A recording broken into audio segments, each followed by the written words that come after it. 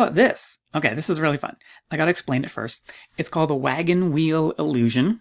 It's also referred to as temporal aliasing. And this occurs if you see a rotating spoked wheel on TV or films or on a screen.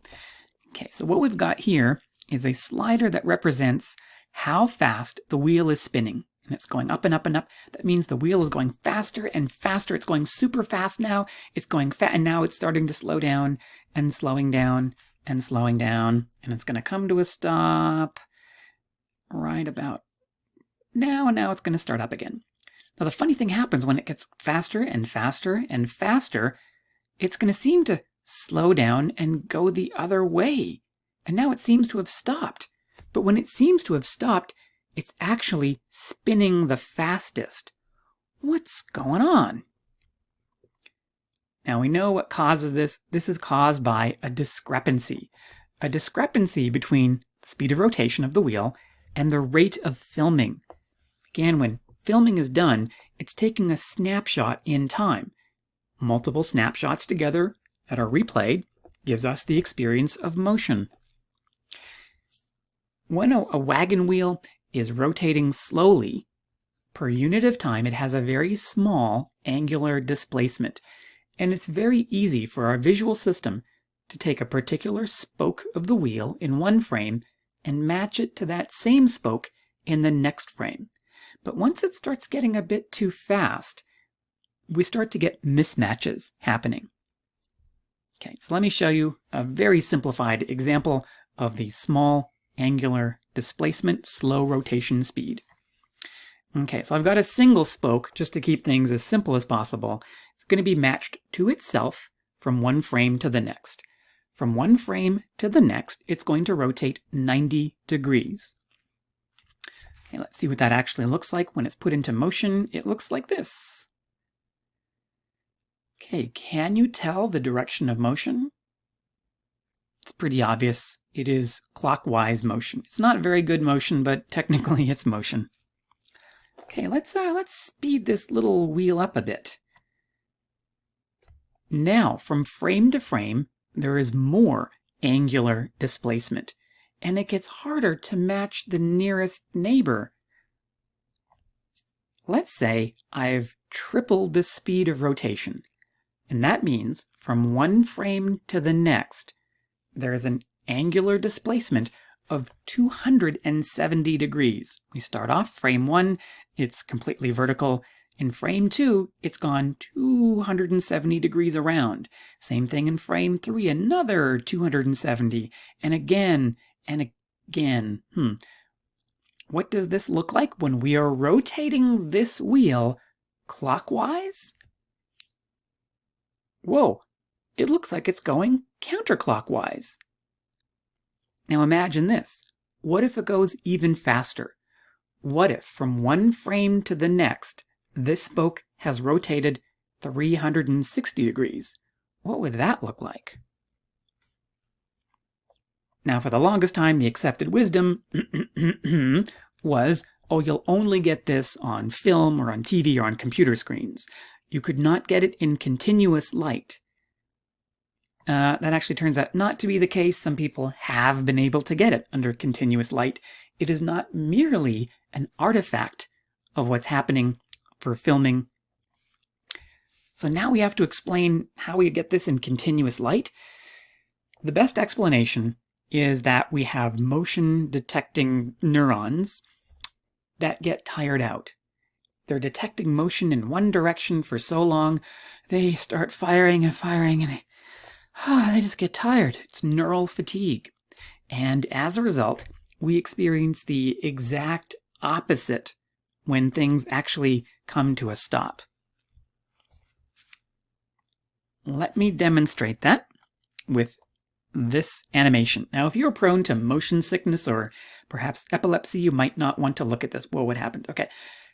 What I need you to do is to stare at the yellow X and don't move your eyes around, but you are allowed to blink your eyes. It doesn't take too long for this to actually work. Now, the adapting phase, you see all these lines kind of going inward, and when it stops and it shows you the Buddha statue, it seems to be expanding outwards. It's doing the opposite. This is called a motion after effect. And it doesn't just work with the Buddha. Once you adapt to this and look around your room, things will seem to be expanding outwards. You are experiencing motion where there's actually nothing moving.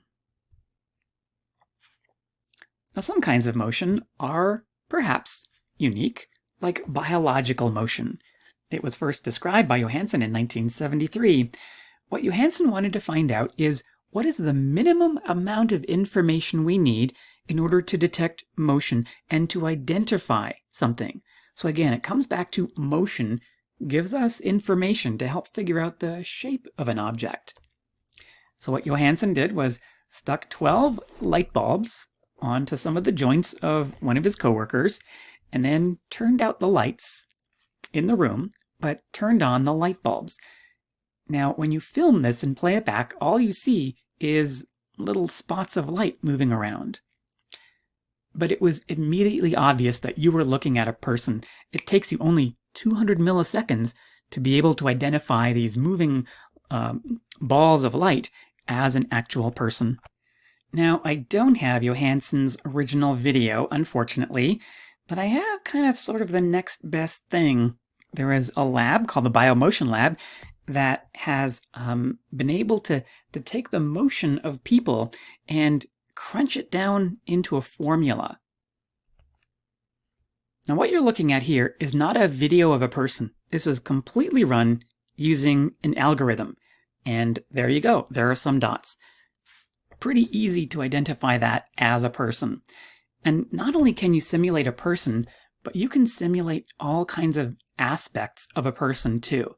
So here are some things we can select. We can select gender on a scale, making it really male. Oh, yo, bro. Or make it more feminine. Let's try that. How you doing? Okay, we can change the weight of the person. We can make them heavier, or we can make them lighter. That's a bit too light. This one is called nervousness. Let's make them very nervous. Okay, that's freaking me out. Let's make them a bit more relaxed. Yeah, that's more chill. And even, what, happiness? Happiness too? There's a happy person. Let's make them sad. Yeah, I don't know if that's happy or sad. I think that's just kind of the speed of what they're doing. But they look better when they're happy. Okay, so again, this is all simulated using formulas. There has been a lot of research since 1973 exploring these point light walkers. You can look at point light walkers and identify not just one person, but two people dancing. And if you know anything about dance, you'll actually be able to identify the kind of dance they're doing. Is that a rumba or a cha-cha? You can identify your own walk or that of friends who you know well. You can determine sex, male versus female, within about 4 seconds of viewing. And if you were looking at those dots earlier, generally males have greater shoulder movement rather than hip movement, and it's usually the opposite for women. I don't know how they were able to put the light bulbs on cats without being scratched to death. But anyway, yeah, cats can detect other cats. I know this raises a lot of questions. Basically, what you do is you train a cat to press a button when it sees a video of another cat. If it's a moose, if it's a dog, presses the button, it doesn't get any treats, okay? And then you show it the point light walker of cats, and the cat will press the button. It sees another cat. Crazy! You can even mask the movements of a person with randomly moving dots, and people can still tell that there's a person in there. They're not as accurate. It takes them a little bit longer, but people can still do it. Let me show you. Okay, this is an older version of the Biomotion Lab walker, and this is masked. So there are a bunch of randomly moving dots, but you can tell there's a person walking there. It's really not too hard. So what's the point of all this biological motion stuff? Well, it's been hypothesized that what underlies this is evolution, that we have a biological predisposition to recognize other human beings and potentially animals too. biological motion is preferred by infants as young as 4 months of age, even though this usually develops a little bit older. It is associated with activity in the superior temporal sulcus. So it seems that we are pretty well suited to detecting the motion of others. There's a lot of information if you can detect other people or animals. Is it a predator? Is it prey, for example? We have a pretty good system for detecting these kinds of motion. Sometimes we can even detect biological motion when it's technically not, when it's simulated. Check out this video. Ready, steady, go!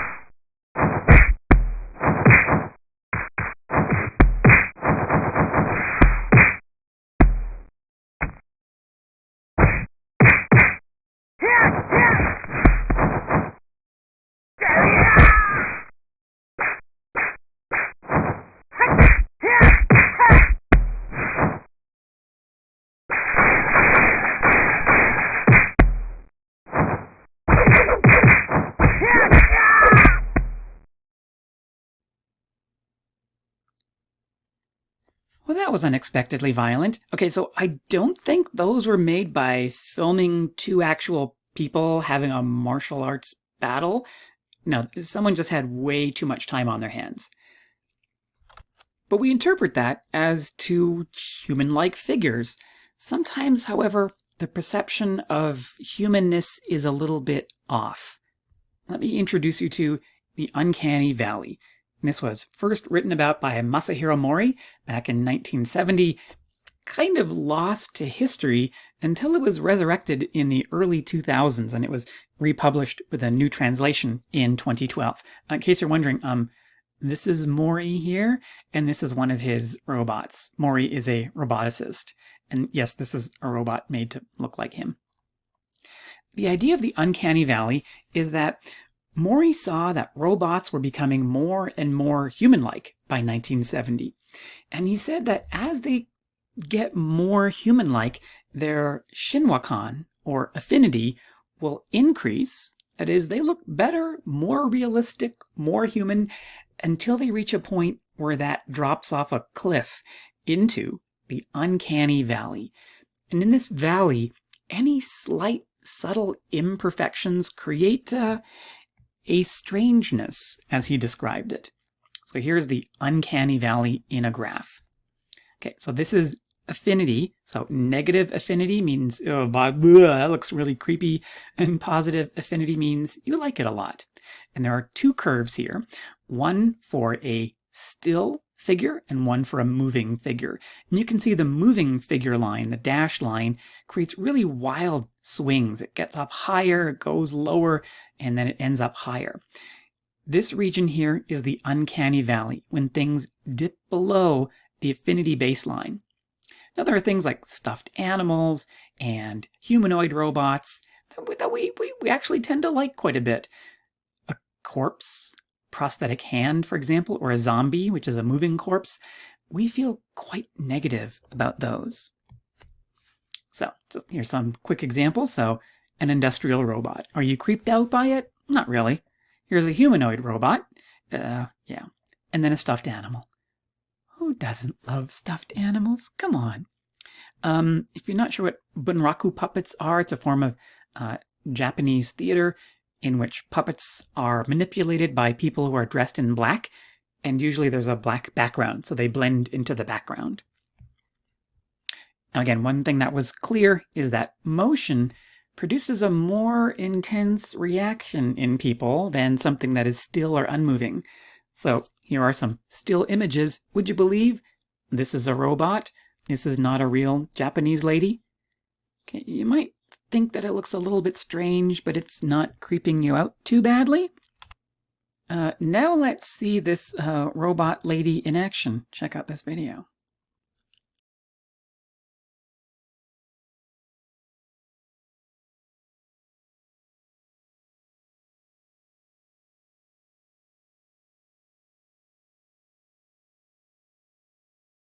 皆さん、こんにちは。私はリアルタイプの人体型ロボット、アクトロイドです。あ、私がロボットだということに驚きましたか？そうなんです。私は人間そっくりの姿形、そして自然な仕草を再現できる究極の人体型ロボットとして作られたんです。この人間そっくりに再現するということ、実はとても難しいことなんです。だって、わずかな違いや不自然さがあれば、人間ではないことが分かってしまいますから。滑らかで自然な動作を実現したのが、エアサーボシステムです。ロボットが苦手と言われていた、こんなにダイナミックな動きだってできるようになりました。私を生み出したのは、皆さんがロボットへ抱く夢や思いです。私たちロボットがもっともっと皆さんのお役に立って一緒に暮らせるようになるといいですね。それではまたお会いしましょう。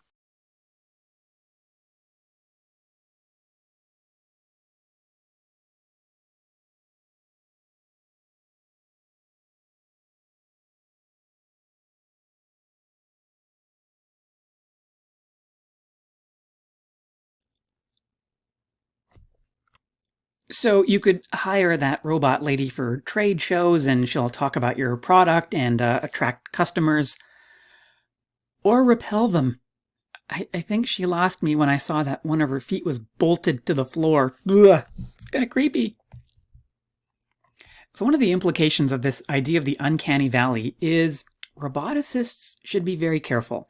Once they start to make things that are a bit too human-like, any slight imperfections or deviations from humanness are going to make the viewer feel low affinity, negative affinity.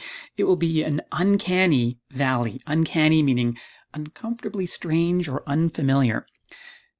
Now, when Mori first wrote this in 1970, it was kind of lost to history until it was resurrected in the late 90s and early 2000s. And it was applied to computer graphics that were described as creepy in movies and in video games. Some examples include, Orville Redenbacher, the guy behind Orville Redenbacher Popcorn, he died, but they digitally resurrected him, and they had him in a commercial, and he was wearing earbuds and kind of bopping along. The man is dead, and they digitally resurrected him. I don't want to show you that commercial because it just breaks my heart, but you can find it online. In I, Robot, the Will Smith movie, the robots in the movie seem very creepy. I think maybe that was the point of it, but I'm not too sure. Some video games like Heavy Rain have been criticized for their kind of creepy characters. And then if you dare, there's this website with Creepy Girl. Okay, I'm going to show you Creepy Girl, but if you get creeped out by it, just close your eyes and she'll be gone in a second. So this is Creepy Girl. It uses Flash, so I've got it actually working. And the thing is, Creepy Girl will follow the mouse, and I can make her follow my... Oh dear. Is it just me, or do her eyes seem bloodshot? Like maybe this is like a real person who 24/7, this is their job. Okay. Goodbye, Creepy Girl. So, well, speaking of creepy girls, did any of you follow this Instagram account? Yeah, she's a robot. Okay, she's not an actual person. And I don't want to show you any of the videos. I find them a bit disturbing. Even though they've been produced with motion capture, this is not a real person. So I did mention motion capture, and this is something that Hollywood has tried to do to overcome this uncanny valley.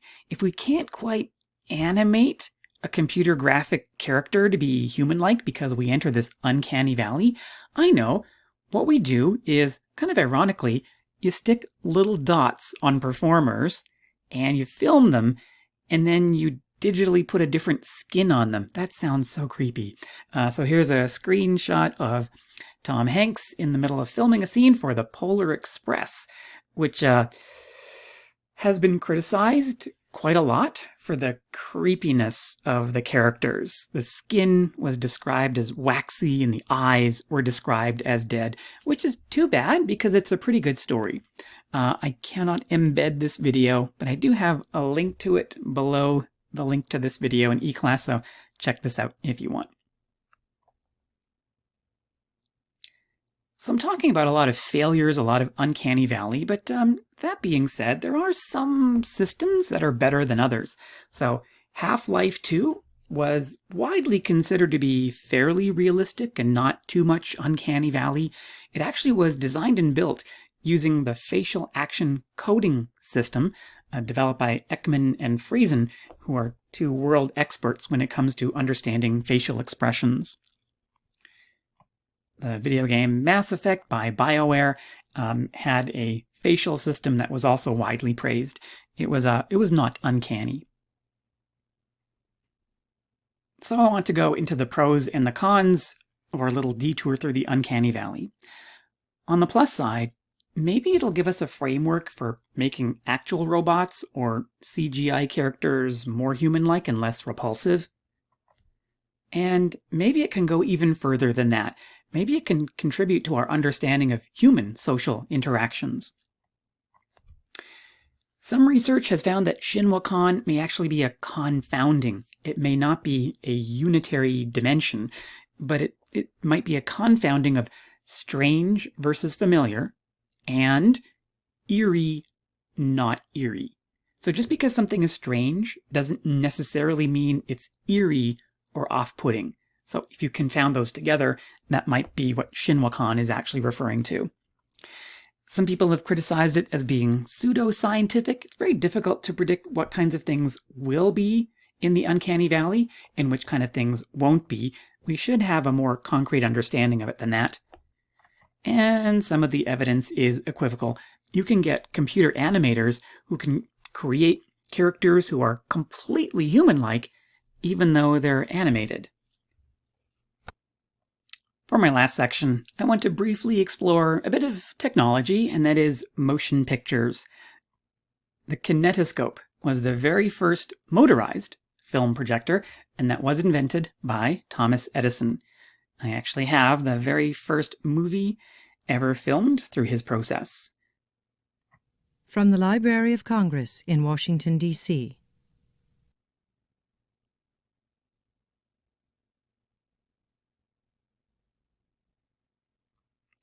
And that's it. No, there wasn't any sound. It was a silent film, of course, and if you felt like sneezing, it's called the sneeze. That's it. That's all there is. I laughed. I cried. It became a part of me. Okay, so a little bit about technology that underlies film motion pictures. Okay, not digital recording. If you pull film continuously through a projector, which is one of the first things they tried to do, when you project it again after developing the film, what you see is a blur. Everything is blurry and you can't really see what's happening. So very quickly, people learned that if you want to try to capture motion, what you actually have to do is take a number of snapshots, a whole bunch of snapshots every second, and then project them at the same rate. This will be perceived as smooth motion. Now, there are some requirements to get motion perception. First of all, one is a kind of a technical timing issue. The image on screen has to be free of flicker.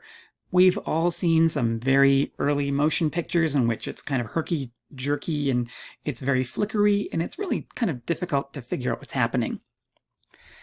The very bare minimum to get any experience of motion is 10 frames per second. This will still give you pretty flickering movement. You would not want to watch Avengers Endgame at 10 frames per second. You'll get a headache. There's a quantity called critical flicker fusion, at which a flickering or alternating stimulus seems to be on continuously. Now, there are a number of factors that influence this. These are beyond the scope of this course, so let's say it's at approximately 50 frames per second. If you look at a light bulb where you are, most light bulbs are not on continuously. They're actually going on and off 60 times a second. They've exceeded the 50 frames per second critical flicker fusion threshold, so they seem to be on continuously. Okay, so when it comes to motion pictures, there is light projected through the shutter. Now the shutter has rotating, they're called blades. They're not cutting anything, but what the blades do is they actually move very quickly and they cover up the shutter. Why would they cover up the shutter? Now they block the light for a fraction of a second during what's called pull down. That's when the edge of one picture is traveling through the shutter. You don't want to see the edges moving through the shutter. So the blade covers the shutter, the film moves to the next picture, and then it stops for just a moment. Typical film projectors show 24 frames per second with two blades, so effectively they are 48 frames per second. And yes, these are old-fashioned film cameras. They actually show you the same frame twice. Cutting corners. Now, I know this is kind of difficult to understand talking about it in words, so here is an animation of a film projector. Okay, that spinning half disc thing, that would be the blade. And you can see the film moving if you watch the sprocket holes. Okay, and there's a lens, and there's the shutter. And you can see for just a fraction of a second, when the shutter is not covered by the blade, the sprocket holes stop. So the film projector does stop for a moment, projects the image on the screen, maybe does that twice, and then moves on to show you the next frame of film. This is from the olden days. Okay, so that's all number one, the timing aspects. Number two is going to be pretty obvious, but if you want to experience motion in a film, you have to show different frames. If you just show the same frame over and over and over again, it's going to look like a static picture, right? Okay, so you have to show slightly different frames.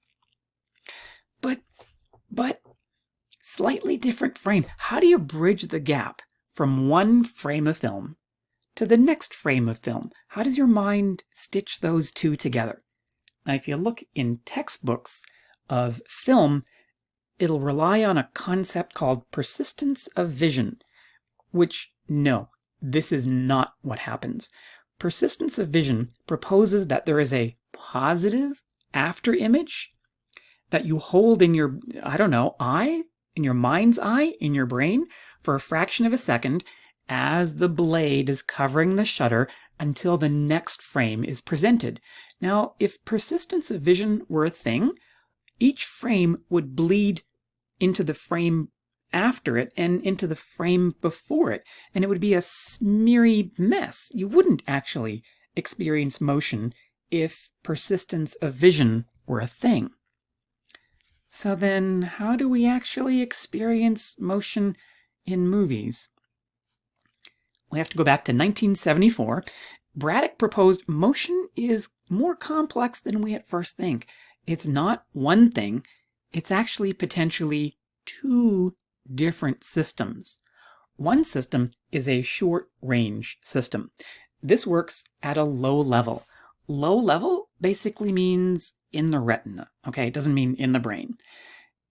This works within small visual angles, so the motion occurs somewhere within 15 to 20 minutes of visual angle. There's also another independent long-range system, which is higher level. Higher level means cortical, in the brain somewhere. This long-range system works when there's motion in larger visual angles, so from 20 minutes up to 6 degrees. Anything beyond 6 degrees, we really can't stitch things together and believe that it has moved from one location to another. So when we're watching a film, what it actually is technically is apparent motion. So apparent motion usually uses the long-range system, but because motion pictures have such fine-grained, it's apparent motion that activates the short-range system, and as a result, it's treated as real motion.